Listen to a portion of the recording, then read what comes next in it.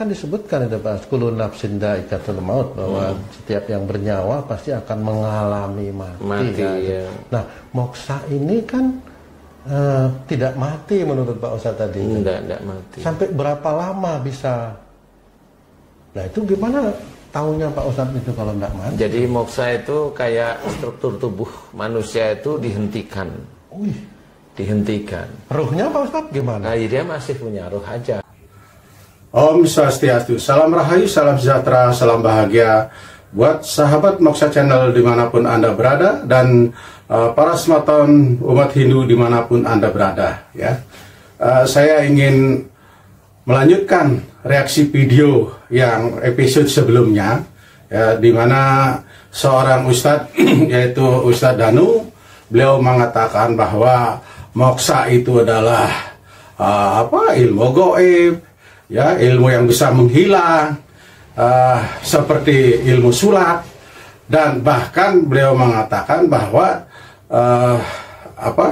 moksa itu bisa menghilang dengan seluruh badan jasmani ini, ya, berasal daripada kata Sanskerta, yaitu yang artinya, ya, MUC, muk, yang artinya adalah bebas, yaitu kebebasan. Bebas daripada apa? Ya, bebas daripada siklus yang dialami oleh makhluk hidup, yaitu lahir hidup mati, ya. Sudah terbebaskan, ya, tanpa karma, ya. Karmanya adalah balance, ya. Tidak ada karma buruk dan tidak ada karma baik. Nah, disitulah baru sang Atma bisa dinyatakan menyatu dengan sang Maha Pencipta, yaitu Paramatma, ya, Brahman Ide Sang Yang Widiwasa. Ya. Jadi itu konsepnya, ya. Nah, makanya kalau ada yang mengatakan bahwa moksa itu adalah bisa pergi dengan badan jasmani ini, ya, itu tidak sepenuhnya benar, karena memang moksa bisa dialami pada waktu kita masih hidup di dunia ini, yang disebut dengan jiwan mukti. Artinya apa? Jiwa-jiwa yang sudah bisa terbebaskan. Bebas dari apa? Dari kemelekatan, ya, dari keinginan-keinginan duniawi, dari keinginan dunia materi, tidak terpengaruh oleh riak gelombangnya dunia ini, ya. Itu yang disebut dengan moksa jiwan mukti, yaitu sudah mengalami moksa pada waktu hidup ini, ya. Nah, tetapi moksa yang sebenarnya, yaitu menyatunya Atman dengan Paramatman, yaitu tentu harus mengalami proses. Prosesnya apa? Ya, yang mesti orang tersebut meninggal atau mati, ya. Nah, baru Atmanya ini akan mengalami proses, ya, penyatuan dengan cahaya ilahi, ya. Cahaya Atman ini akan menyatu dengan cahaya yang maha luas, Paramatma, ya, yang disebut dengan, ya, Brahman Atman Akyam, ya. Jadi itu yang disebut dengan menyatunya Atman dengan Paramatman. Ya, banyak yang mengatakan, banyak yang punya asumsi atau pendapat, ya, seperti raja-raja zaman dahulu, ya. Ya, seperti saya kemarin di video juga sudah saya sebutkan, ya, banyak orang mengatakan bahwa Raja Majapahit, Raja Brawijaya, Raja Raden Wijaya, atau Mahapatih Gajah Mada, beliau adalah sudah dinyatakan moksa karena tidak diketemukan jasadnya, ya. Nah, ini kan baru asumsi pendapat yang belum tentu kebenarannya, ya. Nah, kita bisa melihat, ya, di dunia ini tidak ada yang abadi, ya. Di dunia ini akan pasti ada penciptaan, pemeliharaan, dan peleburan, ya, kembali kepada asalnya. Nah, seseorang yang tidak diketemukan jasadnya, apalagi zaman dahulu, ya, kita bisa prediksi, ya, kejadian alam ini kita nggak tahu, ya, kan pasti ada, misalnya gempa bumi, banjir bandang, tsunami, ya, gempa bumi yang dahsyat dan lain sebagainya, sehingga jadi jasad-jasadnya ya belum tentu diketemukan, ya. Karena belum ada juga para sejarawan meneliti sampai di mana kuburan beliau, atau jasadnya di mana dikubur, atau apa pernah dulu sudah dikremasi atau diabenkan. Ya kita kan nggak tahu ya. Nah ini banyak yang berasumsi bahwa raja-raja zaman dahulu itu sudah moksa dengan badan jasmaninya, ya. Ini sesuatu yang mustahil, ya. Nah saya kasih sebuah ilustrasi contoh ya, bahwa pada zaman dahulu di India, yaitu Raja Trisangku, ya, beliau juga berasal dari kerajaan Ayodhya, ya. Kerajaannya Raja Dasarata, ya, ayahnya Dewi Sinta, ya. Jadi Raja Trisangku ini karena sudah merasa jenuh dalam hidupnya barangkali, ya. Nah beliau ini meminta kepada Rsi Wiswamitra, ya. Rsi Wiswamitra ini adalah beliau adalah penerima wahyu Gayatri Mantra, ya, dan beliau ini juga adalah musuh bebuyutannya Maharsi Wasista, ya. Jadi pada waktu itu Raja Trisangku sudah mendengar tentang saktinya Maharsi Wasista, ya. Beliau memohon kepada Maharsi Wasista untuk, ya, didoakan, ya, diupacarakan untuk pergi ke alam surga, ya, tanpa meninggal, ya.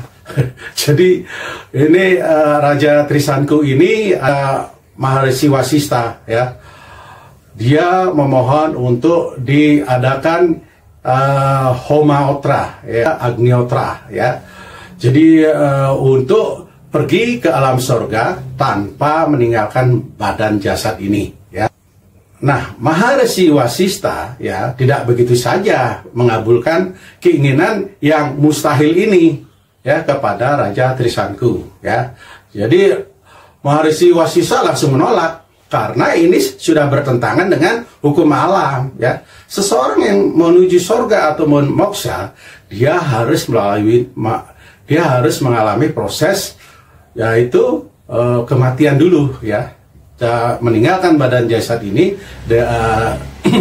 baru dia bisa mencapai sesuai dengan karmanya, entah itu surga maupun itu moksha, ya. Nah, karena ini Maharsi Wasista tidak mau mengikuti kemauan Raja Trisangku, sehingga Raja Trisangku pergilah ke tempatnya Rsi Wiswamitra, ya. Jadi Trisangku ini pintar, ya, karena dia tahu Rsi Wiswamitra ini adalah musuh bebuyutannya Maharsi Wasista. Meminta izin kepada Rsi Wiswamitra untuk pergi ke alam surga, ya, dengan badan kasarnya, dengan badan jasmaninya, ya. Nah, ini, ya, Wiswamitra ya suatu kebanggaan karena dia bisa akan mengalahkan musuhnya, yaitu Maharsi Wasista, ya.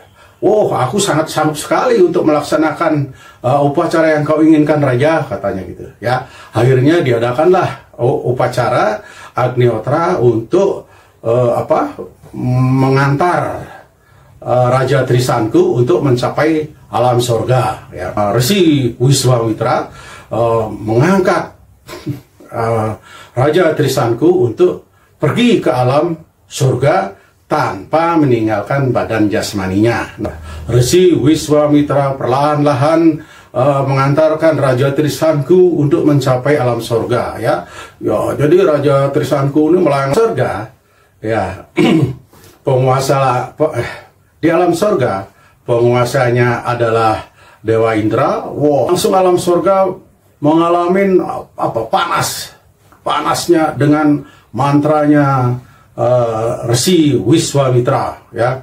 Oh, ini di sana diadakanlah persiapan-persiapan untuk membatalkan, menggagalkan misi daripada Raja Trisanku. Untuk Raja Trisanku sudah memasuki alam sorga di pintunya, ya, wah dia sudah senang tuh, wah aku berhasil. Sedangkan Wiswamitra juga ya di bumi sudah senang, agak lupa dengan hilang konsentrasinya ya, karena akibat daripada kesombongannya ya, kegembiraannya yang melampaui batas ya. Wah, begitu Raja Trisanku memasuki pintu gerbang Swargaloko, wah langsung para dewa sudah bersiap-siap, didoronglah Raja Trisanku dari pintu Swargaloko ya. Akhirnya apa? Wah, Raja Trisanku ini jatuh ya, terpelanting, dan Raja Trisanku di alam semesta berguling-guling ya, meminta tolong kepada Resi Wiswamitra di bumi. Wiswamitra langsung konsentrasi lagi untuk mengucapkan mantra-mantranya. Mulai melemah ya, mantra-mantranya dengan kekuatannya dia sudah mulai melemah, sehingga dia berteriak, "Wahai Raja Trisanku, tenanglah, engkau akan kubuatkan planet yang bernama planet Trisanku. Planet Trisanku ini adalah satu-satunya planet yang kau akan beri nama planet Trisanku." Nah, akhirnya terbentuklah sebuah planet dengan kekuatan mantranya. Raja Trisanku menjadi penghuni planet Trisanku ya. Nah, dari cerita ini sudah jelas bahwa jangankan di alam moksa, di alam sorga pun para dewa tidak mengizinkan ya secara badan jasmani untuk masuk ke alam Swargaloka. Contohnya Raja Trisanku ya. Sedangkan ya untuk menyatunya ya Atman dengan Paramatman ya, itu kan apa? Itu kan cahaya yang maha luas, cahaya ilahi, cahaya ketuhanan. Kan bukan sebuah badan, bukan sebuah body ya. Karena apa? Atman yang ada di dalam diri kita ini ya menjadi terkontaminasi akibat ya bergabungnya dengan badan jasmani ini ya. Badan jasmani ini kan penuh dengan noda dan kotoran ya. Ya maksudnya adalah ya dosa-dosa, ego ya, keinginan-keinginan ya, dan lain sebagainya. Bagaimana bisa menyatu tanpa meninggal dulu, tanpa meninggalkan badan jasmani ini untuk menyatu dengan cahaya ilahi, cahaya yang maha luas ya. Jadi fix ya bahwa moksa itu harus meninggalkan badan jasmani ini dulu, baru bisa penyatuan Atma, penghuni setiap makhluk hidup, dengan cahaya ilahi, cahaya ketuhanan yang maha luas ya, tanpa badan jasmani.